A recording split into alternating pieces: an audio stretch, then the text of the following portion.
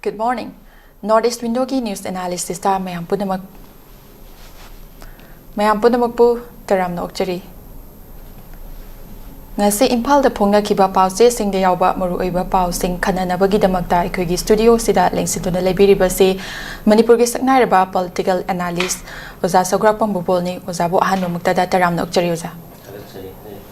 Thakachari oza. Oza ngasi gi pauche amba the headline da phongna ri base numin ini gi khongchatta President Draupadi Murmu Impal da thunglaragani haiba pausina ikoi ngasi gi pauche amba gi headline oinari oza pause ga mari lenana ikoi gi mha ki khongchat asi ngasi numidang waram da city convention da ikoi gi opagi thoram pangthok laga tongan ba project sing ureb uyung tam gani amasung sangaraga cultural program su yengani aduga ikoi gi polo gi match haitare nupa gi team amasung nupi gi team tongan na khaidok laga sanaba singsu midyeng ta gani haibana chingba ofung kya mo phungdokli uza si loiraga mu ikoi gi amuk senapati da su chatpagi kanu pau su dum yaunari haiba tare uza pau siga mari lena na mahaki khongchat si ju kamai ni yeng be haibdu uza gi oibo ofung phungdok uza Tadi, jadi yang headline jinggi merekta cover sini porak yamna maruiba amalinga sih joina. Hal maka the notice window gi biar singnya, the sui kai kamna betam jari ai paujen pijari. Aduga Presiden Murmu ruka koi gi kano ngasi laka dari si koi da koi yamna nakala maram dia menungai tawa kano feeling ma pawi maram di cai ani makai gi lura bawa thok koi misi mina. Kam tengah waraba piba mama house security fully miyam sida tangju lai ta punsiron phangdaba matam asida mahak laka dauri bani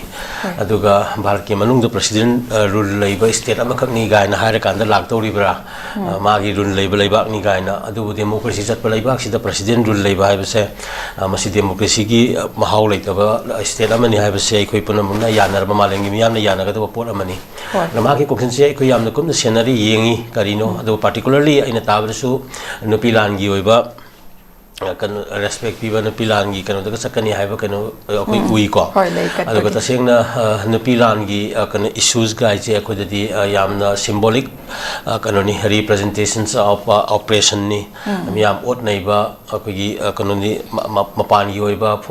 kan mitop singna ot naiba gi wari ni colonial gi oiba miyeng da loilam gi oiba masak adu dagi fight tor kanda manipuri nupi singna manipur gi miyam natraga manipur kan duna lakhiba fruit kan laki bagi wari ni ko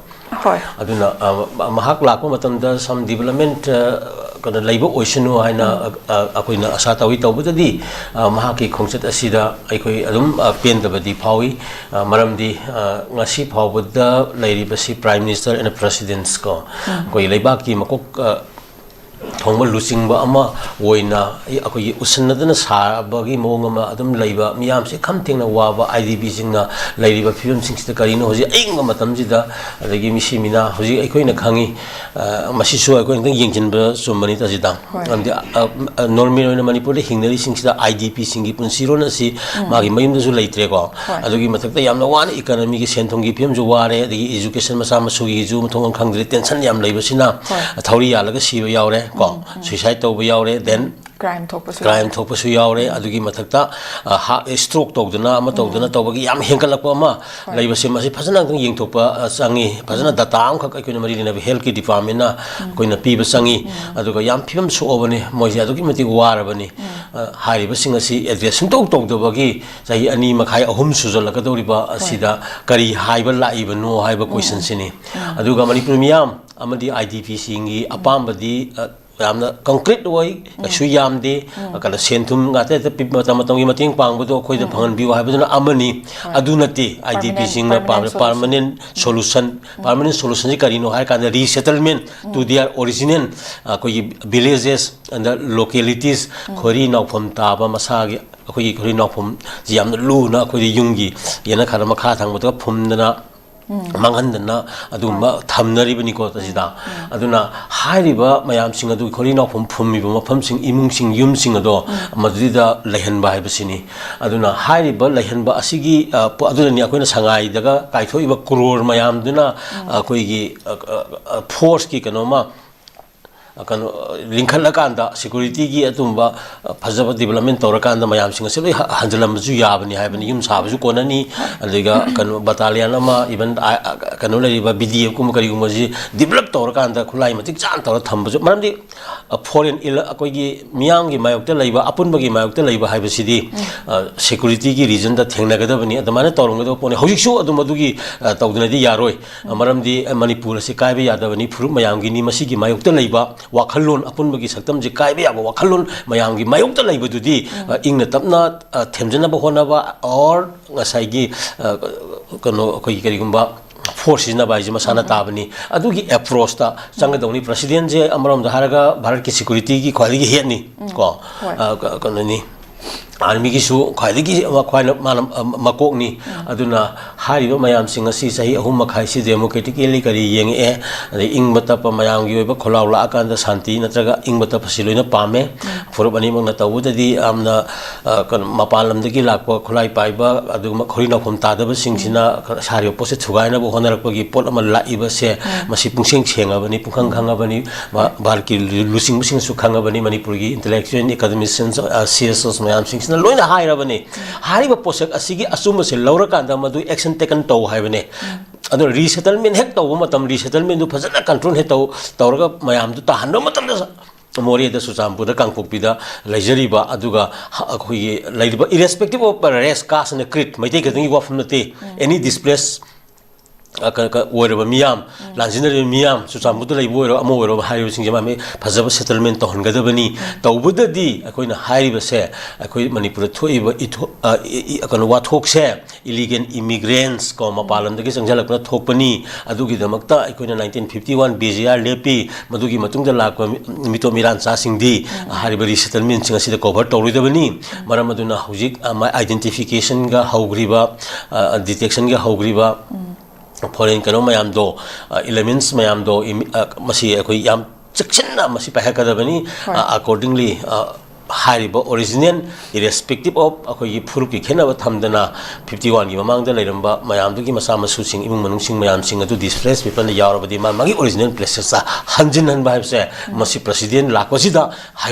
हाइबिरमगदौबनी हाइबसे Manipur की मियाम की महूत सिंजरगा आइना north east window की कनो माइकेदगी आइना मसी अपिन जि तौरी ने थमजगे होय थागचरे ओजा पुखनिंगबा दे थमनिंगबा वाफम क्यामजु थम्बिरे मसीगा खोंगचत असिगा मरि लेना मखा ताना ओजा आई तोंगान सिविल सोसाइटी नत्रगना हौजिमक्सु ngasiga hayengase khoi yaningdabagi mayokta athingba thambagi pausu leiribani oza pausege mari lenana amuko na phongdokpada mahaki murmu gi khongchat asi miyam nungsi duna nuksiba sa duna lakpani habo wafam su phongdokpiroza wafam se matangda de kari haibini oza hoi amuko gi kanoni murmu gi khongchat se nuksiba haibidu da sawa haiba ma yauri ko ke sajanba nuksiba sajanaba lakpa haiba dugi althadu oiramgani ko मसी मसाना फाव ताबदनी अखोई मियाम द लोइनो फावरिबनी मरमदी प्राइम मिनिस्टर लाखरे अदगी होम मिनिस्टर लाखरे होय को दगी देन हौजिक प्रेसिडेंट लाबनी भारत की ख्वाइदगी चावबा अदगी माखोई मखा ताबा नेवी की ओइरो अदगी आर्मी की ओइरो ख्वाइ मकोक थोंबसिंगसे मणिपुर द दुम लाखरबनी अदुबो अयाम मणिपुर की मियाम की दमक्तदी करीमत तौरमदबा अदुगा भारत की ओइबा मागी टेरिटोरियल इंटीग्रिटी नतगा जियोपॉलिटिक्स दुगा मागी ओरिबा अकोइबगी लेबाकसिंग लेनब मरीद मखोइगी हेने एक्सपांशन नत्रगा मदुगी फुल्ली सिक्योर तौबगी वखलोंद खल्लगा चटखिबा मियाम सिंग असिना पुरा संबंधी कनोसिदा तारगा हुंतु उमगा अखोइगी ngaklo हाइबा तारे अदुगी कनो ओइना थमंबगी मवोंगदुदनी अखोइना यामना वारौनरिबसे मरम अदुना मांगसो हाइख्रे नुंसीबा साजनबा हाइबसे तसेंगना ओइरबनी मरमदी चाही अनि मखाई अहुमदा भारत मसागी डेमोक्रेसी महासागी सिटीजन अमनी हाइना खनबा ngamdaba mawongda treatment la akanda aikhoi nation जी की लेरिबा हाईवे द चलहन बंगमद्रिबनी नेशन जी की ओरिबा स्टेट की मनुंगी असौब लंबी सिंगदा असौब जसिन जहांद्रिबनी अखोइद लेबे इलीगल कन इमिग्रेंट सिंग थारिबा गसाई चिंग मान कोकथोगा गसाईगी deforestation तौरियो पाक्तनना अखोइगी Ching कोकथो हलिबा मजि थिंगद्रिबनी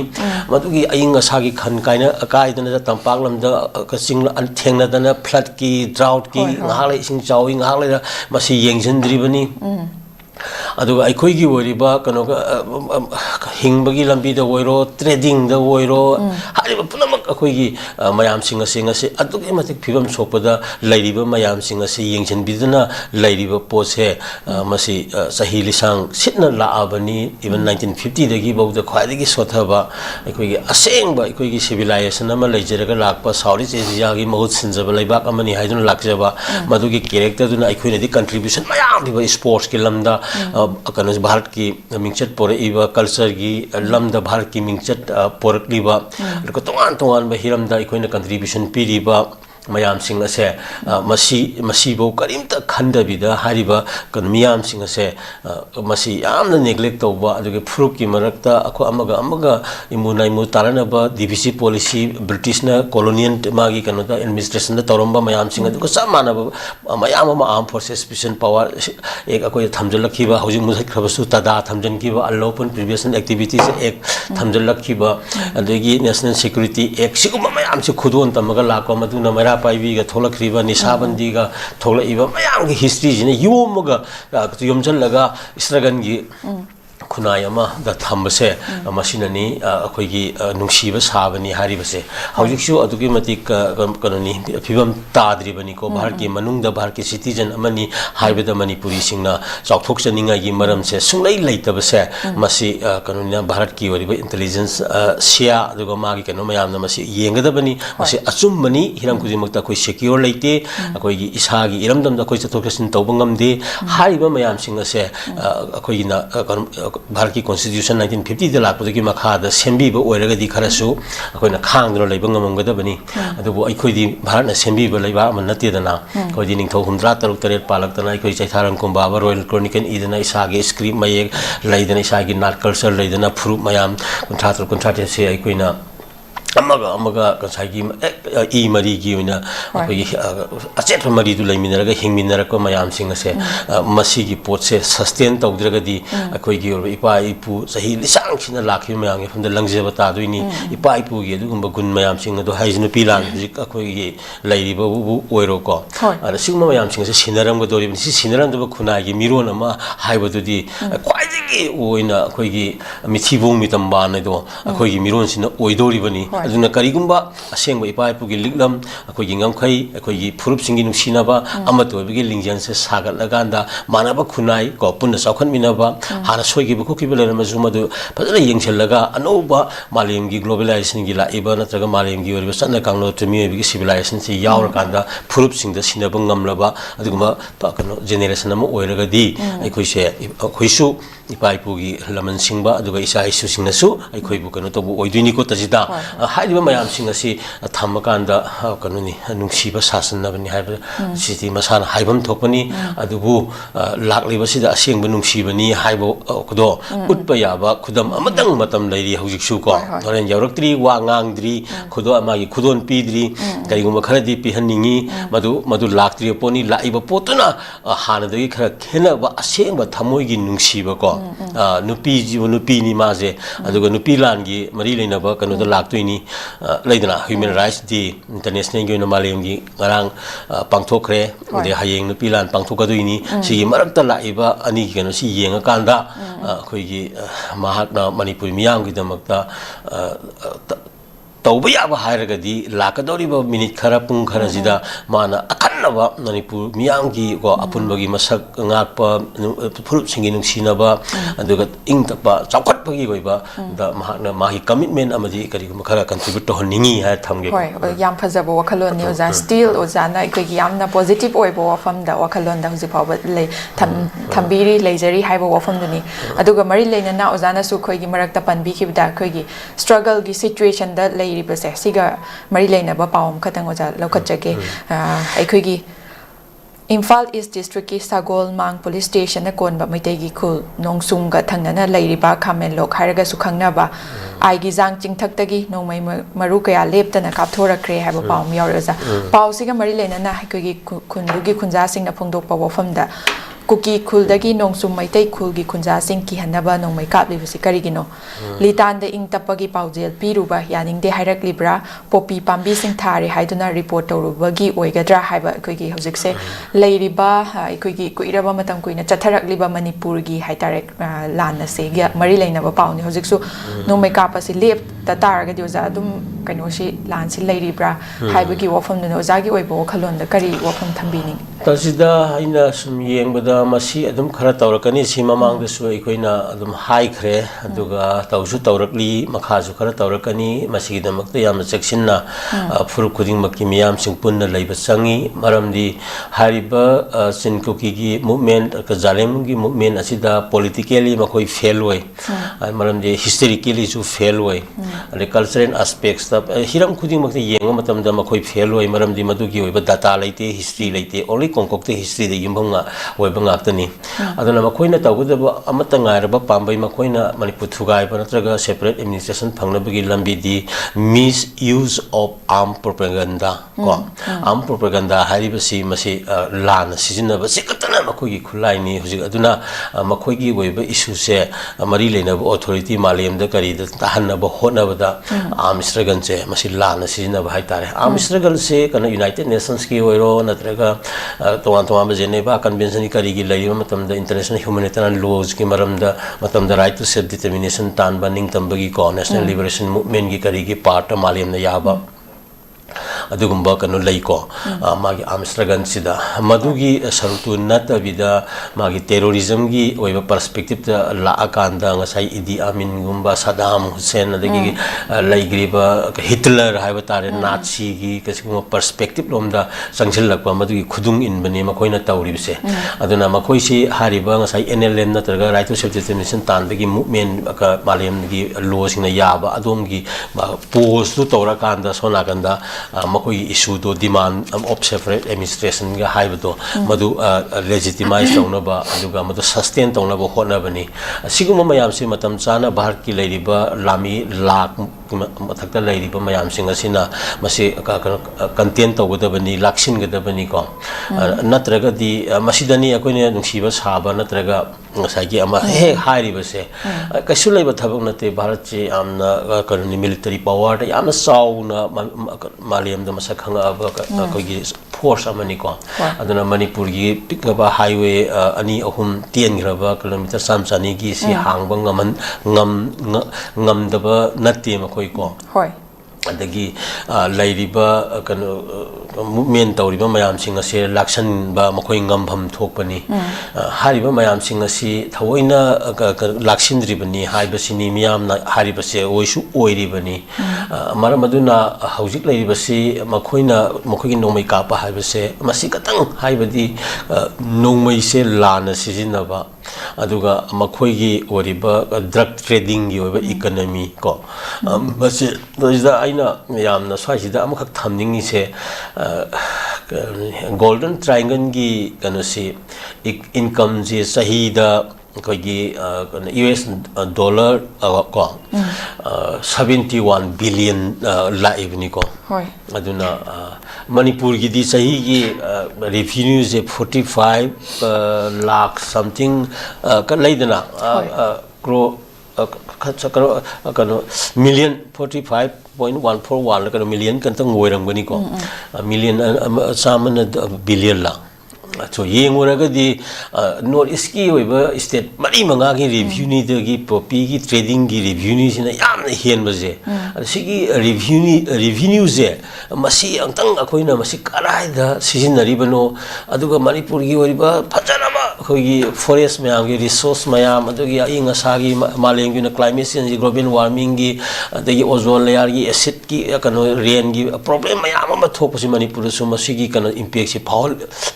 ibni ko akogi singnon mapan gi kano sita koktho akanda aduga maduga manaba golden triangle ga sab manaba posak ama kan Manipur ship tongna tawre na ha mayam na longnari bane ba adu taraga di 71 billion gi potu na ta bida madai khara haidharaga ko ngasai gi even kano de kan 40 50 kano billion gi sang da sahi gi wina la amdung ma la ena khanba yai hai bani da paisa mayam duna khulai laini ama laini aduna maduda nexus laiba yaubra Bharat ki oiba politician bu oiro natraga military level bu oiro natraga bureaucracy da bu oiro adagi Manipur da level aitum khamdong bu hariba sing sida aduna hariba paisa gi koma se masideda kano lupminnaba mayamsing asina kano leingak para haiba kano gi hoiba ko yengchinba ma sangi ko masi khangju khangani yamna laina hojikti yamna saukhatlaba kami hoibagi matamni maduna masi yamna laina khangani masi aduna mari leina basingna tawrama taraga sum masi hanto kadabani ko si kanda masai gi hariba misuse of armed propaganda se it shall continue ko masi sathagani aduna laiba sing asina koigi Furup mayamgi isininaw sing misam miyam sing yamna section na laiba sangi matam leba ki bigta maramdi masi thengnaba tai kari hingnaba gi damakta akoi sustainability damta akoi apun bagi ba punna chawkhat minaba gi damakta ko aduga mari leinaba sing su makhata na appeal tawi tawningi makhata na miyam gi mayokta kalainga na natraga leader sing na magi tawpham tawka mating ut laga tawdabida adum yengaga leiraga di madu miyam haibasi the voice of God niko miyam punmana yaraktragadi madugi mayokta leibanga mamaliyamda kanhamata leiti hairibani ko aduna ngasina pilan bu oiro adagi amagi matang bu oiro June 21 gi ho bu oiro ama bu oiro miyam sina pungi bana any decision do madu Lengaki mayokta lapu matamda wani haibani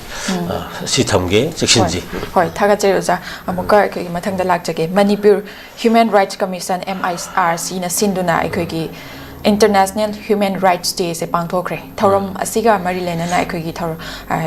acting chairperson Kangjam Khagendra na MIRC gi acting chairperson na phongdokpada ekhogi Manipur da hujik leiriba lansiga marilena na national highway sing da maitai community na chatpa yadabasi human rights violate tobani haibana chingba aduga ekhogi asigi chatpa yadribasi gi matang da ekhogi kanamta na wakalakpa kaimta hojik phob leitri haiba wafam zum hangna phongdok pirioza wafam jiga mari leina na kari wafam di thambi hoi wakat lapa leitaba du adum kanoni apinni lawrakanda madugi ahoba ma leiragadi adum mari leina basingna wakat pa kasuk aide wazu wakat kadabani tawudadi masigi wakat sidi Supreme Court na karigumba amada case natraga karigumba ma restar fine tawdringai miyamgi issue leite haina lobadi yaroi ko aduna administration miyamgi kholau miyamgi sahi ani makhai ahum natraga masigi mangdagi banta sinkuki 1960 dagi memorandum piraga tamna tawraga history of memorandum ma sagala kanda madu yumpham moira kana separate administration to jalengomgi kenobok sagala imidana masi kanoni Hai Supreme Court yaudri hairaga moidu leite haibasu yaroi aduga akhoi iho miyamgi apamba apunbagi masak ngaknaba leiriba mayam sing ko hariba mayam sing asigi pendaba awana mayam si hariba kanosi kanodo Supreme Court natraga mai leinaba kano singda wakat pagi si pidringai di madu kano leite haibadi yaroi adu ahoba leibadu di aikhoina kano tawgadabani ngaranggi international aduni international day human rights day December 10 ko nalegi napilan December 2 sigi matam je Manipur gi puari dai kun hangkan yeng matam de ingraba matam sida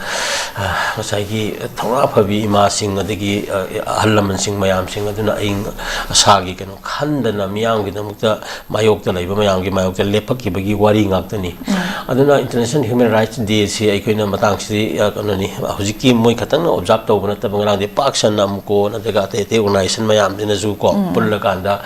yam chong chong na togi ba kaya da ai adum hinglagi khabar sing su yawi ko tajida sida akoina ai miyeng da di international human rights day je malem da tawdaba leibak leite malem da leiba leibak mayam se loin tawi adubu aina thamningi badi Human Rights Day se makhal leibak makhal ani na tawi haina ina khalli amana maring makha tamaga masagi uromdom fazana leijaraga lengak saba leibak sina tawba International Human Rights Day ma aduga miot minei nangaba natraga colony gi loilam gi masakta leiriba like akoi gi Manipur gumna tawba International Human Rights Day ma ana haiba ꯑꯅꯤꯁꯤꯅꯤ ꯑꯗꯨꯗꯩꯗ ꯍꯟꯗꯛꯀꯤ ꯊꯤꯝꯁꯤꯅꯤ ꯌꯥꯝꯅ ꯃꯔꯨꯑꯣꯏꯔꯤꯁꯦ ꯑꯩꯈꯣꯏꯅ international human rights day ꯑꯁꯤ 1948ꯒꯤ universal declaration of human ꯔꯥꯏꯠꯁꯇ article 30ꯅ ꯌꯥꯎꯕꯁꯦ ꯃꯁꯤꯅꯤ ꯃꯤꯑꯣꯏꯕꯒꯤ ꯍꯛ ꯍꯥꯏꯕꯁꯦ ꯑꯩꯈꯣꯏꯅ ꯀꯅꯥꯒꯨꯝꯕꯅ ꯃꯤꯑꯣꯏꯕꯒꯤ ꯍꯛ ꯍꯥꯏꯔꯀꯥꯟꯗ ꯑꯩꯈꯣꯏꯁꯦ ꯌꯥꯝ ꯁꯥꯡꯇꯣꯛꯎꯕꯒꯤ ꯃꯊꯧꯁꯨ ꯇꯥꯗ꯭ꯔꯕꯅꯤ ꯃꯤꯑꯣꯏꯕꯒꯤ ꯍꯛ ꯑꯗꯤ ꯀꯩꯁꯨ ꯅꯠꯇꯦ the very rights that guaranteed by the 30 articles contained in the Universal Declaration of Human Rights 1948 하여가 좀 로션바 야라버니고 시마시 스탠다드 바 그는 human rights 마두 닝싱버기 그는네바 거기 데트 텐다 이코이나 International Human Rights Day 방투이세 ꯑꯗꯨꯒ ꯄꯥꯡꯊꯣꯛꯄꯒꯤ ꯃꯑꯣꯡꯗꯣ ꯉꯁꯥꯏꯒꯤ ꯃꯤꯈꯥ ꯄꯣꯟꯕꯒꯤ ꯃꯑꯣꯡꯗ ꯃꯤꯑꯣꯠ ꯃꯤꯅꯩ ꯅꯪꯂꯤꯕ ꯀꯥꯡꯕꯨꯅ ꯄꯥꯡꯊꯣꯛꯄ ꯑꯃ ꯅꯠꯇ꯭ꯔꯒ ꯃꯅꯤꯡ ꯇꯝꯅ ꯑꯅꯤꯁꯤ ꯈꯦꯠꯅꯒꯅꯤ ꯍꯥꯏꯕꯅꯤꯀꯣ ꯁ꯭ꯇꯤꯜ ꯚꯥꯏꯂꯦꯠ ꯇꯧꯔꯤꯅꯦꯕ ꯑꯗꯒꯤ ꯑꯃꯨꯛꯁꯨ ꯃꯁꯥ ꯌꯥꯝꯅ ꯁꯥꯡꯅꯁꯨ ꯑꯃꯨꯛ ꯇꯥꯖꯤꯗꯥ ꯃꯁꯤ ꯅꯩꯅꯕꯗ ꯌꯥꯝ ꯁꯥꯡꯅ ꯄꯣꯠꯅꯤ ꯑꯆꯧꯕ ꯃꯥꯂꯦꯝꯒꯤ ꯍ꯭ꯌꯨꯃꯦꯟ ꯔꯥꯏꯠꯁ ꯍꯥꯏꯔꯦꯗꯅ ꯆꯦꯞꯇꯔꯅꯤꯅ ꯑꯩꯈꯣꯏꯅ ꯅꯩꯅꯒꯗꯕꯁꯦ ꯌꯥꯝꯅ ꯁ꯭ꯄꯦꯁꯤꯐꯤꯀꯦꯂꯤ ꯅꯩꯅꯒꯗꯕꯅꯤ ꯀꯔꯤꯒꯤꯅꯣ ꯍꯥꯏꯀꯥꯟꯗ ꯊꯤꯝ ꯄꯤꯔꯤꯑꯕ ꯆꯍꯤ ꯆꯍꯤꯒꯤ ꯊꯤꯝ ꯍꯟꯗꯛꯀꯤ ꯊꯤꯝ ꯀꯔꯤꯅோ ꯍ꯭ꯌꯨꯃꯦꯟ ꯔꯥꯏꯠꯁ ꯑꯋꯥꯔ ꯑꯦꯚ꯭ꯔꯤꯗꯦ ꯏꯁꯦꯟꯁꯤꯌꯦꯜ ꯍꯥꯏꯕꯁꯤꯅꯦꯕ human rights everyday essential ni haibasida everyday essential ji kari kari no phanglabra haiba question ji neba mato everyday essential sida aikoina sorakpa aikoina sum khaido iji aikoina right to life liberty and security ni life liberty and security ji to manipur da si laibra laitre maram de koi security laite koi gi punji anytime kari um thokpa yai adagi ata ngar phangdri ama tawdri si adagi ngar no mai caption da sanai lai yai je then number 2 right to adequate food water housing and health ko hai si kanu si daily essential ne ba si phangadong ni haimni ji idp mayam mayum leibam khangdana housing gi kari ji kuchen chen dana awana khanga lairi ko sigi right kanu daily kanu ji khoi phangdre ko adagi right to education and the decent work ana ngasai gi yamna dignity leina thabak sujaba adagi mahai masing tambabu oro akoi sidi angang sing si loi disturbance ngatani idp gi masa masu sing like tam phangdri bani den adu dana tana wathong mayam sina ngasi school ka ga dawju ngasi ju ka akara moidena yamba samai tawdana akoi mayam si masi ma adum phangdra bani aduga thabak sujaba da agi dignity leina subado decent work sim akoi phangdramni sigi delhi ju phangdredana the right to equality and the non discrimination हाइबा अकोगी मानने येंगो मियेंग भारत की ओइबा मेलेन कनोदा लइबा कनोसिना government सिना समानना citizen Moina येंगबिब्रा येंगबिद्रे को अदुना कनो non discrimination की status हिंगदो तो हिंगरे को याम discriminated याम stigmatise तौरगा लइबा याम marginalise तौबा याम को deteriorating condition अमदा कोइसे कनो थम्मगा हिंगेसी मसि कनातन येपि यारोय को मसिमसु फंगद्रे right to freedom of expression association and participation को फ्रीडम ऑफ एक्सप्रेशन हुजिक अदम याम किनिंगाय गोय को इबानि खतन तौरिसे शांति की पाउजेल थोबदा ओना तैनबदा चचलिसिने अदुना कॉपी की थारे गायने रिपोर्ट हेक पिरुबदा सिगुम मयाम सिगी कनो सिसो अखोय सिदा फंगद्रे को अरोइबदा right to privacy and family life की सिना खरा पिंजला इमुंग मनु आई इमुंग मनु बुक्तंग दु लैताद्रे ना इंडिविजुअल लेवल याम कुथब लेवल दा बुक्दा इंग बतप मागी कनो से अमना डिस्टर्ब तौदब खोतबदु लैत्रे हौजिति लोइबे इफेक्ट तौरेदना अदुना हारिबा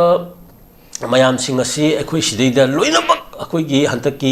international human rights day na piriba magi kanoni human rights our everyday essentials our everyday essentials ki masak mayam ji tajida ibani naina bada hoji manipur da amta phangdre mi yong ko adi taragadi masi kari no haibni ka adu phangdre haina sum leibju yaroi si miyam se gyan taraga natraga administration da gyan tahallaga akhoi masi hona bata bane ba gyan tahamdi kamai tawni ha kana isa gi na ये personal behaviour की contribution लगे को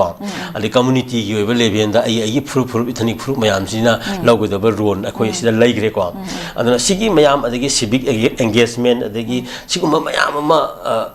मरुइन होजि हारिबदो आइगी लनाइगी level दा करिगुम contribute आइगी वखन खन्न मतमदा अखोयगी असिक लैरिबा अकनबा कनो खै साफु divide rule policy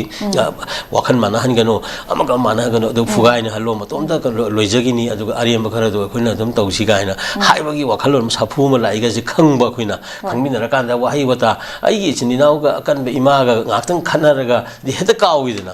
इमाना सैबा अदगी आइना इमाना nganguba जेता काउइदना मसे आइगी furup amagi marapta masigi wakhal ji laigadawne ba e pomina bisini naune na khanmi wakhal lairagadi mi bisi saunada ngambonti mai animal instinct je thola kanda magi lanai interest oiro na laika interest oiro ta sauna bane ba amadu khoi khaling kha thana roida bagi habit che furup singi wakhal on da laigadabni haibni da e soire yare gak toroga su sauna ru samin thamina bagi kana si laibagi lai paduna bu sahi lising manga taragi ityas semkot pangami ni na khoi sida ko tajida sigi wakhan khu khanje khanba khoi ama sangi haibni da masi thugaina ba lakan laknari ba even furup singi marak ge masi manau ni khallaga nusina bati to ka da furup amagi manung de pominari ba mi bogda nusina dana bagi adugumba kana wakhallon mayam phibam mayam ni sagal ine ba maram sen thum wala ba imung sen kana phibam sawaina sum la bum leitra ba like chu haira kanda masana adum adugi alagi amu imbalance mana handra ba amaga sai capitalist society mayam ga khara pun kangu duna paisa khara bourgeois kano pun kangu duna paisa khara pai ba ko middle class gi na khara unemployed kangu duna khara handan ba ani gi mara kasi adum yengjen da bidal hela kan akoi machine je pura chai bine ba aduna sigi mayam se khangmin na ba sangi aduga accordingly people miyam na masigi matang da mari leina ba ikoi gi kano the government na traga amada piba sapu du piba sangi then akoi isa na su kadai bhu de akoi role lomina ga daga ba se masi it should be very clearly ka akoi gi studied and accordingly ko si samai tham gi ko hoi yam phajawo from news athaga chari mathang da muk lakchage akoi gi Imphal International Airport amasung atotop airport chida airport ching da khoina media sing da ujaba matam da su khoi gi hauki ba December gi tang ani dagi mathang khoi gi Indigo flight tarawm doi cancel torak pan ga mari leina na tangdu leita da ba charang na ba dagi passenger sing da tongan ba wa ba kya ma thengna ki bagi khoi tongan ba news sing da dum u khraba gi matung da haijaba tare Imphal International Airport chidagi fongdor pa wafam da dugum ba charang na ba leram ba do phare ko khalle haiba wafam ka report am yauri ba japau sida adu sumaina thokli ba charang na ba nungai ta ba phibam se sije phana ba aduga kari tawba yai aduga Imphal International Airport na lokhalak li ba khongthang sida de oza kari wafam di thambi ai si yamna maru yo pot ni haujik aikoi gi bhar ki saruk ama oina laiba state mayam sigi marakta nong thakata phauna ba state ama hairaga de manipur khaktani makha gi asau ba bharat ki national highway gi kuthang da ikoi madu mi jing chatukasin jadra bani state ki asau highway da chatukasin jadra bani aduna hariba mayam singi marak sida flight laigera lairoira ko anabagi oiro mahi masing tambagi oiro business ki oiro hiram khuding makta aikoi mioi basina khide leiba citizen sina bahar ki atop mapam mata chatke haiba taragadi hojik Imphal airport se masida katana aikoi gi lambi ni ko hari basida so amuk kari gum khara monopoly tawrpa aduga atop jaga ga manada pida magi flight ticket ki height oirakpa adagi madu launa badi khara am tathok gasin tawba haujina cancel tawba haiba mayam singa se atke mate human rights ki kanoni deprivation da hojik ka ke ma nei na ki ba de malingi pangtho human rights ki perspective yenga kanda achauba koi kan mistake amani madu sigumba se aikoina hojik ngasi dagi normal tare hara da yabra sinida ngarang finance parikha mi gi UPSC gi natraga horo MCS kari go exam thaga do finance oiramadi adugi hakti kari no aibani adigi amu anaba khudakki oiba 24 hour gi emergency gi anaba karagadi madu kamai toronga dagi sinida hoi aduna hariba tangai pataba achauba kanoni senthungi marakta business deal to ko to numit adi program seminar workshop adigi discourses and then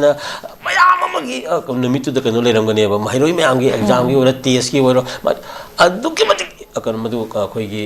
safu ma leibado akhoi chap chana madu calculate to ba masitani akhoi academicians aba intellectuals ba concern kanu subject experts sing sinanya sigo mayam se khoi gi kanu puthopi ga dabani habani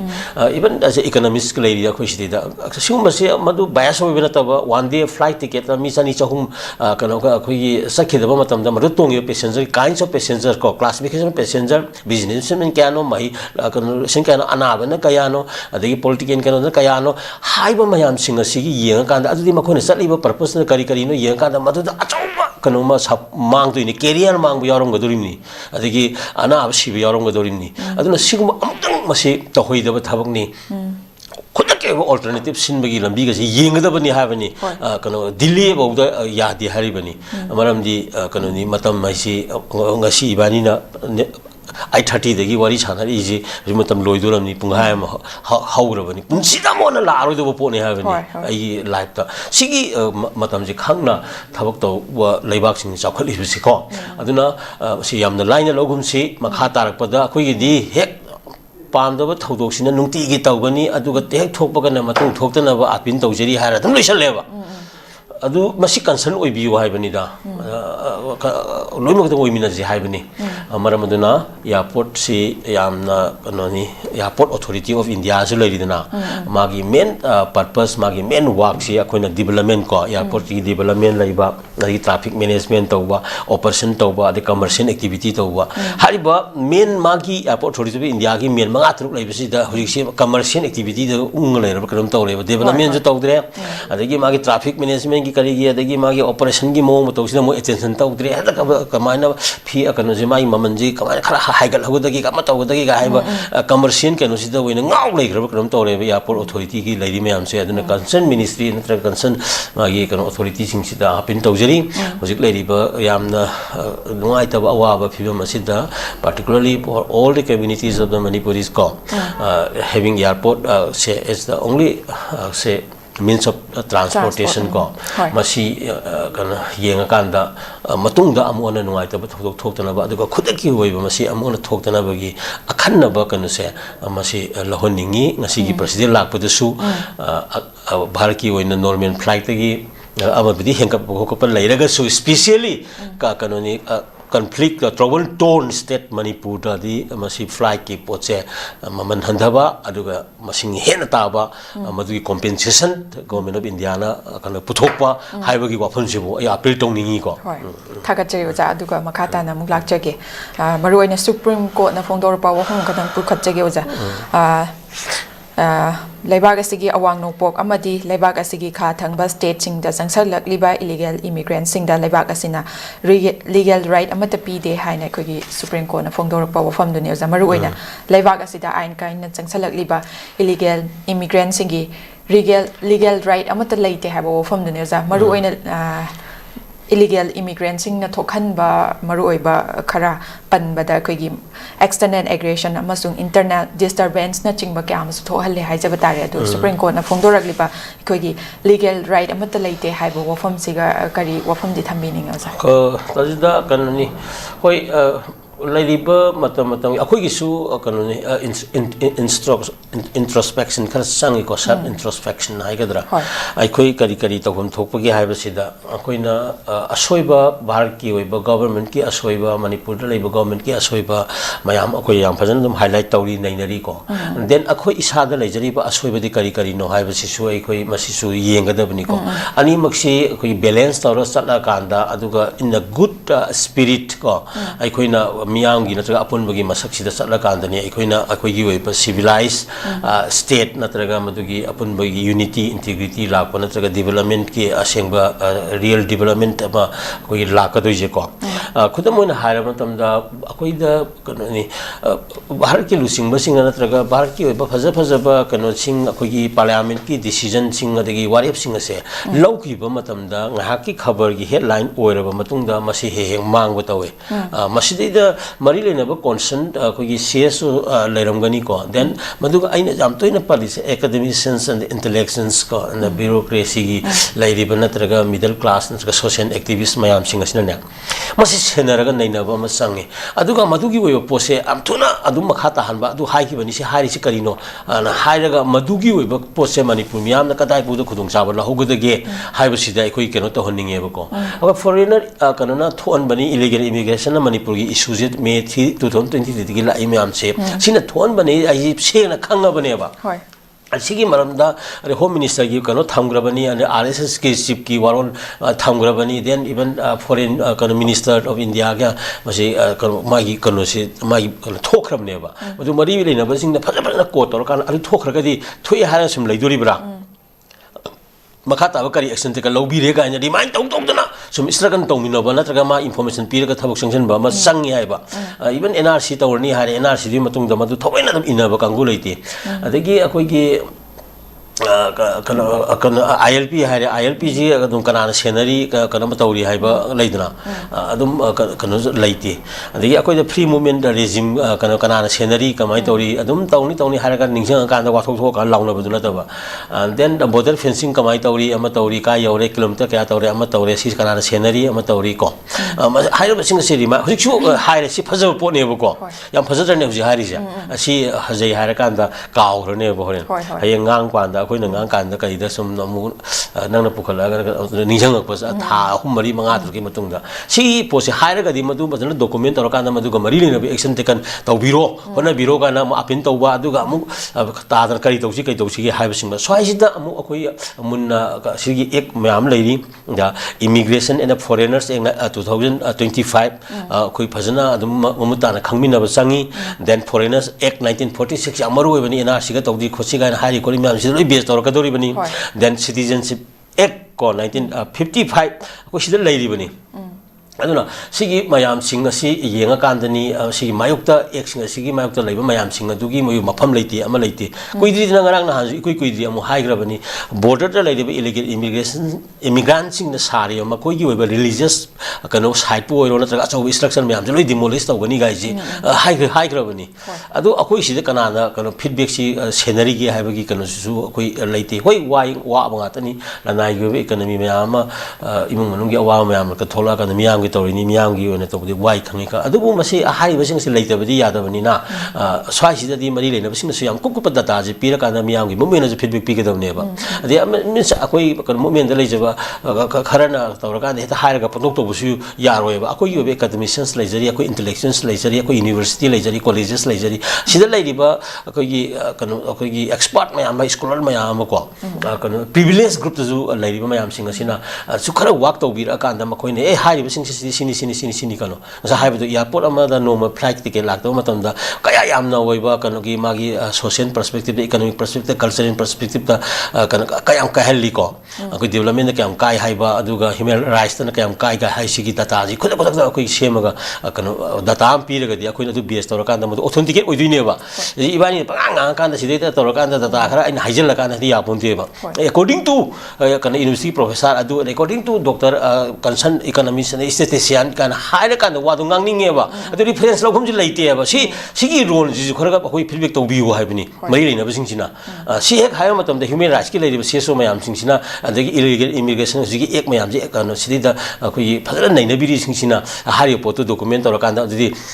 kari madu da haibu du yauri kholi hana mari leina ba department communicate to bira kan da madu gi sab sab phirep to thambira ga di madu akhuni refer tor nga ga di akhoi masin ju khara thajana ga dawa ado sini aduna akoi di amana loina authority saba akoi di naina jabani na khara opinion ni aina angjeri mayam je si kana sina loina achum na ti sida opinion thamaka na mayam gi po lakto to budi achum hai taraga di madu mari leina ba leisna cs ki doctor amana kano yin na kong yin nya phunte ba ji yang micro study la abne ba MAB na tra PhD si yang subject pisung gatang da mit na ha gatang da mojiti kano specialization la aba matam sida madu mayam sing adu gi mari lena ba sing se sena ba ngam ba privilege group ta lari ba tolop chong na sar kan da kor gi budget ta lari ba manipuri masani high ba sing se gi contribution khara khoi ba manipur miyam na pa mi ha se amasi thambire ba kan da ma ron khar longmi na kan da mari lena ba expert sing scholar sing the subject method ga mari lena ga di madu khuda ki ba data jing kar jing sembi ra kan da madu kano ina thadok piu miyam da aduga CSO gi luching basing natraga kano human rights activists sing natraga even activism da leijaba mayam sing asina social work ta tawjeri mayam sing asina hari mayam sing refer lor kan accordingly koi wangang jaba aduga torminar ga di hena sumna sakani ai wafam si smain thamge ko thaga chai ja loiselak padam tanglak jage hoja ai khogi maru oina demand gi mayok ta all pump sing December 12 da thonglon ga dori haiba paum yaure ja paw se maru oina khogi tongan ba all pump sing sida puba thang ba ngam da ba demand sing tawi ba aduga karigumba pidraga di khogi maduda thokpa diet testing na sana puga da bani haiba jingba trade tawi ba asigumba wa ba mayok na bagi mayok tani haijaba tare tang December gi 12 da thonglon ga dori haiba paw se ja asigumna thokli ba thodok haiba di nungai ta ba thodok wa thok sing hak leitana asigumba si thengnari haijaning oja tentak na oja loisalok poina kari wafam thambini hoi digi kanoni loisan badagi masanati yam sauna thengnari ba ꯑꯩꯈꯣꯏꯒꯤ problem ꯑꯃꯈꯛꯅꯤ ꯍꯧꯖꯤꯛꯁꯨ ꯀꯣ ꯗꯤꯃꯥꯟ ꯍꯥꯏꯕ ꯄꯣꯠ ꯑꯁꯦ ꯑꯗꯨꯒ ꯃꯁꯤꯒ ꯃꯔꯤ ꯂꯩꯅꯅ ꯇꯣꯉꯥꯟ ꯇꯣꯉꯥꯟꯕ ꯑꯦꯖꯦꯟꯁꯤ ꯃꯥꯏ ꯒ꯭ꯔꯨꯞ ꯍꯧꯖꯤꯛꯇꯤ ꯀꯩꯅꯣꯅꯤ ꯑꯌꯥꯝꯕꯁꯨ birds of feather flight together ko kasai soina sum leibudi mana basing pullaga leibagi union jo yam loi leirabani aduga demand supply adegi si kano mayam singa si masi mit to ngamna ba ko punna masi thengna mina bagi kano su leiribani adu hata kijina oil pump mayam gi group tu gi thengna bani sigi mamana pan dukan mayam gi wari adegi den ta kano gi magi pharmacy group gi oiro na traga magi group si toroga thengna bani anyway अखोइना some उबददी history की नत्रगा movement की part खुनाय अमा तंगदु लेतादब लेबा मतम असिदा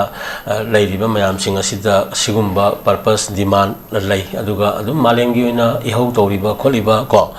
असुम्बा इहौ तौबगी कनोदा ngसाइगी यामना लनथुम पैसिनद्र लेबा खो theory of extraction को strategic extraction की कनो पर्सपेक्टिव प कमी येंग ते येंग कांदा लनथुम का हेना पैसिन ब जगा दगी अहिन ब लनजि लौथो कांदा मियाम दा को मार्क्स करी की मतम दा adum madugi oiba kano leihi ko miyam gi oiba awa basida ngasai gi hena jaga imbalance thokdana ka hena paisal liba mafam jindagi ahen poching si lauraganda khoi gi kano misam miyam atai da phangna bagi kano lei ko sigum bagi kano si azum phajagi ba miyam na malang gi na yagi ba poni adutagi amuk kano ngasai gi hausi demand and kano magi purpose adagi magi kano se donation ko demand ga donation ki khena ba ko yam clear oi batai adagi capability capacity ga sona ka dagi keno lari basi ki negotiation se yam na kano friendly oi basangi aduga purpose se ma yam clear oi basangi ko purpose se ma yam clear oi basangi adum keno ma tawra kan sum heta haiga adu piro ga na haibasu natraga masangi ko adagi amuk sona laiminari bi singsin suma gi aseng capacity ma maram purpose maram chara ga di madugi oi ba kitang akoi gi angam ba thakte leben da kari ma khara kano piba gi oi ba wakhalun si su adum pinaba donation gi wakhan haiba ko force ti longna ba sigum ba se khara khasika je ko yengmina ba sangi adubu aina masidi da yamna authority oi na ngang budi yadi maram di aiju expert na te tawbudadi masigi issue se masina miyam da yamna tangdu leita da nuai taba khoi kanom di thopadi lei whether purpose soibadagira natraga whether kanoni magi demand gi kanu du maram chada badagira natre hairaga pinning da bagira ko adagi hariba akhoi gi kanu se sigi marakta karigum khara akhoi da clear oida ba khara lei aduna yari makhai sigum basida aina haining ibadi pami baduga aduga pi biduga ani gi marakta yamna reasonable oiba posa amakhak tawra kanda madubu yari makhai kanu se nakal ani mak ko win win theory da amaso sokta ba aduga punna makhata na adum अखोई grow तौमीननब लैमीननब की वाखलोंदा युमफम ओइरकांदा मसिदैदा खजिक खजिक ओइबा individual नत्रगा group की ओइबा decision मयाम सिंग असे येंगाकांदा कितंग fear justice amakak akhoi sum lehenningi ko si oirakaanda maramdi hari mayam singa se tam khajik khajik mayam dagi ekhoina khunai ji sagala the Rome was not built in a day na mana high ge dane ko adu mayam tu yang kan still we are trying to rebuild Rome koi Rome di han already oirabani koi manipur civilization ji ko adu am kaithagi be wani kaitha batu am mutki ba khunai mayam Mohenjo-daro Harappa dagi Indus Valley civilization kaina malayam mutkraba khunai me ama leidina even manipur da bolon kunipan mutkrabani misi kanam khangponte aduna khuji mutharakli ba khunai ama nimuti mutriba aduga am kanghalpati yaba leibina si rebuild of Rome ne koina khuji tausi haise aduna so on the way to our rebuilding of Rome ko oiba manipur ma sabu hona bada ikoi responsibility mayam singa se khara khara koi justice ta yumpham oiba malengi law lairi ko adegi leiba ki law lairi mi bi civilization culture ma conventional law lairi customary law lairi ko sigi mayam si yang kan da natana fear psychosis mayam da mayam amana yomjal laga leiba amada soigi kanoma leidana chakhot pa da sengna kan to banga moi haiba kan se thamge fear psychosis se yaring khara ꯑꯀꯤꯕꯒꯤ ꯀꯩꯅꯣꯁꯤꯗ ꯌꯨꯝꯐꯝ ꯑꯣꯏꯔꯀꯥꯟꯗ ꯂꯩꯕꯥꯛ ꯁꯦꯝꯒꯠꯄꯒꯤ ꯀꯩꯅꯣꯁꯦ ꯃꯁꯤ ꯑꯣꯏꯁꯤ ꯑꯗꯨꯒ ꯋꯥꯈꯜ ꯈꯟꯕ ꯄꯤꯒꯗꯧꯕ ꯂꯧꯒꯗꯧꯕ ꯃꯌꯥꯝꯁꯤꯡꯁꯤꯒꯤ ꯔꯤꯖꯅꯦꯕꯜ ꯍꯥꯏꯕ ꯐꯤꯌꯔ ꯖꯁꯇꯤꯁꯁꯦ ꯃꯁꯤꯇꯪ ꯇꯧꯔꯀꯥꯟꯗ ꯁ꯭ꯋꯥꯏ ꯑꯦꯔꯤꯌꯥꯁꯤꯁꯨ ꯑꯩꯈꯣꯏ ꯈꯤꯇꯪ ꯃꯤꯅꯤꯃꯥꯏꯖ ꯇꯧꯕ ꯅꯠꯇ꯭ꯔꯒ ꯕꯦꯂꯦꯟꯁ ꯇꯧꯕ ꯊꯝꯁꯤ ꯍꯥꯏꯕ ꯋꯥꯐꯝ ꯊꯝꯒꯦꯀꯣ ꯊꯥꯒꯠꯆꯔꯤ ꯑꯣꯖꯥ ꯑꯣꯖꯥ ꯈꯟꯅꯖꯅꯤꯡꯕꯗꯤ ꯃꯌꯥꯝ ꯑꯃꯅꯤ ꯑꯣꯖꯥꯅ ꯃꯔꯤꯛ ꯆꯨꯝꯕ ꯋꯥꯐꯝ ꯀꯌꯥ ꯑꯃꯁꯨ ꯊꯝꯕꯤꯔꯦ ꯑꯣꯖꯥꯒꯤ ꯃꯇꯝ ꯀꯌꯥꯕꯨꯁꯨ ꯀꯥꯏꯊꯣꯛꯄꯤꯗꯨꯅ ꯊꯧꯔꯝ ꯑꯁꯤꯕꯨ ꯃꯄꯨꯡ ꯐꯥꯍꯟꯕꯤꯕꯒꯤꯗꯃꯛꯇ ꯑꯣꯖꯥꯕꯨ ꯍꯥꯏꯅꯤꯡꯉꯥꯏ ꯂꯩꯇꯅ ꯊꯥꯒꯠꯆꯔꯤ ꯑꯣꯖꯥ ꯃꯇꯥꯡ ꯑꯁꯤꯗ ꯅ꯭ꯌꯨꯁ ꯑꯦꯅꯥꯂꯤꯁꯤꯁ ꯂꯣꯏꯁꯤꯟꯖꯔꯦ ꯃꯤꯠꯌꯦꯡ ꯇꯥꯕꯤꯔꯤꯕ ꯄꯨꯝꯅꯃꯛꯄꯨꯁꯨ ꯑꯃꯨꯛꯀ ꯍꯟꯅ ꯊꯥꯒꯠꯆꯔꯤ ꯅꯔꯁꯁꯤꯡꯒꯤꯗꯃꯛ ꯑꯆꯧꯕ ꯑꯣꯄꯣꯔꯆꯨꯅꯤꯇꯤ ꯑꯃ ꯄꯨꯗꯨꯅ ꯂꯥꯛꯆꯔꯤ ꯃꯗꯨꯗꯤ ꯍꯧꯖꯤꯛ ꯃꯂꯦꯁꯤꯌꯥꯅ ꯏꯟꯗꯤꯌꯟ ꯅꯔꯁꯁꯤꯡꯒꯤ ꯑꯣꯏꯕ ꯈꯨꯗꯣꯡꯆꯥꯕ ꯄꯤꯅꯕꯒꯤꯗꯃꯛ ꯃꯤꯠꯌꯦꯡ ꯆꯪꯂꯛꯂꯤ ꯚꯦꯁꯤ ꯅꯔꯁꯤꯡ ꯂꯣꯏꯔꯕ ꯆꯍꯤ 3ꯗꯒꯤ ꯇꯥꯗꯅ ꯑꯦꯛꯁꯄꯤꯔꯤꯌꯦꯟꯁ ꯂꯩꯔꯕ ꯃꯤꯑꯣꯏꯁꯤꯡꯅ ꯈꯨꯗꯣꯡꯆꯥꯕ ꯑꯁꯤ ꯂꯧꯕꯤꯍꯧ ꯈꯨꯗꯣꯡꯆꯥꯕ ꯑꯗꯨꯗꯤ ꯊꯥꯒꯤ ꯑꯣꯏꯕ salary 1 lakh overtime incentive free accommodation ticketing ꯑꯃꯁꯨꯡ long term visa ꯑꯁꯤꯅꯆꯤꯡꯕ ꯈꯨꯗꯣꯡꯆꯥꯕꯁꯤꯡ ꯑꯁꯤ ꯐꯪꯕꯤꯒꯅꯤ ꯑꯀꯨꯞꯄ ꯃꯔꯣꯜꯒꯤꯗꯃꯛ ꯃꯈꯥꯗ ꯄꯤꯖꯔꯤꯕ 7005273217 ꯅꯠꯇ꯭ꯔꯒ 7005063196 ꯇ ꯀꯟꯇꯦꯛ ꯇꯧꯕꯤꯔꯛꯎ ꯅꯠꯇ꯭ꯔꯒ ꯑꯩꯈꯣꯏꯒꯤ office north east window TV building ꯍꯠꯇ ꯅ꯭ꯌꯨ ꯆꯦꯀꯣꯟ ꯔꯣꯗꯇ ꯂꯦꯡꯁꯤꯟꯕꯤꯔꯛꯎ मास्टर तौबीनिंगबा महिरोइसिंगिदमक्ता स्पार्कल इजू सर्विसना एब्रोडता मास्टर तौबा याबगी खुदोंचाबा पिजरी मैनेजमेंट इंजीनियरिंग प्रोफेशनल कोर्स याउना एनी सब्जेक्टा मास्टर तौबगी खुदोंचाबा पिजरी तंबीनिंगबा महिरोइसिंगिदमक्ता course selection documentation English language training visa application mock interview preparation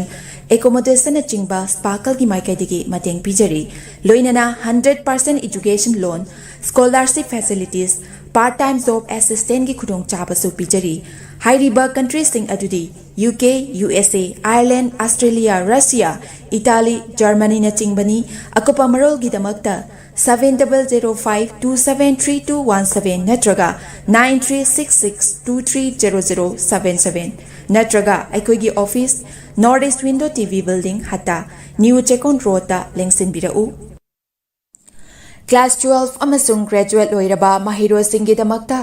जर्मनीदा hospital program तंबा याबगे खुदोंचाबा पिजरी हाइरिबा प्रोग्राम सिंग अदुदी अहानबदा अकाउंटेंसी हाइरिबा स्ट्रीम असिदा तमनबगिदमक्ता कॉमर्स बैकग्राउंड लेबगा लोइनना 60% फंगबा ओइगेदबनी अनिसुबदा होटल मैनेजमेंट हाइरिबा स्ट्रीम असिदा तमनबगिदमक्ता एनी स्ट्रीम दा 50% फंगबा ओइगेदबनी अहुमसुबदा इलेक्ट्रॉनिक इंजीनियरिंग हाइरिबा स्ट्रीम असिदा तमनबगिदमक्ता फिजिक्स केमिस्ट्री मैथ्स बैकग्राउंड लेबगा लोइनना 60% फंगबा ओइगेदबनी मरीसुबदा मेकाट्रॉनिक इंजीनियरिंग हाइरिबा स्ट्रीम असिदा तमनबगिदमक्ता फिजिक्स केमिस्ट्री मैथ्स बैकग्राउंड लेबगा लोइनना 60% फंगबा ओइगेदबनी मंगासुबदा कंस्ट्रक्शन इंजीनियरिंग हाइरिबा स्ट्रीम असिदा तमनबगिदमक्ता फिजिक्स केमिस्ट्री मैथ्स बैकग्राउंड लेबगा लोइनना 60% फंगबा ओइगेदबनी तरुकसुबदा ऑटोमेटिक मेकाट्रॉनिक इंजीनियरिंग हाइरिबा स्ट्रीम असिदा तमनबगिदमक्ता फिजिक्स केमिस्ट्री मैथ्स बैकग्राउंड लेबगा लोइनना 60% फंगबा ओइगेदबनी तरेचुबदा इलेक्ट्रिकल इंजीनियरिंग हाइरिबा स्ट्रीम असिदा तमनबगिदमक्ता फिजिक्स केमिस्ट्री मैथ्स बैकग्राउंड लेबगा लोइनना 60% फंगबा ओइगेदबनी निपानसुबदा medical technician radiology assistant MTRA तमनबगिदमक्ता एनी स्ट्रीम दा 50% फंगबा ओइगेदबनी मापनसुबदा मेडिकल असिस्टेंट अमसुंग तरासुबदा नर्सिंग हारिबसिंग असि तमनबगिदमक्ता 12 नत्रगा ग्रेजुएट लोइरबसिंगना अप्लाई तौबा यागनी लोइनना हाइरिबा प्रोग्रामसिंग असि तंबा महिरोइसिंगना थागी ओइबा स्टाइपेंड 1,105 1 लाख फौबा चही अहुम फंगनी लोइनना 100% जॉब गारंटी इन जर्मनी दा ओइगनी लोइनना 100% एजुकेशन लोन सु सपोर्ट तौजगनी अकुपा मरोगिदमक 7005063196 ता कांटेक्ट तौबिरऊ हक्चांग फना थमगे हाइरबदी इरमदा मसिमक्तदा लैबा ख्वाइदगी फरबा हॉस्पिटल सिंगी मनुंगदा अमा ओइरिबा बबिना हॉस्पिटल लैजरी मफम असिदा थाजबा यारबा अमदी सेल यामना चंगदना स्पेशलिटी कुन हेनबदा अना लायेंगबगी खुदोंचाबा पि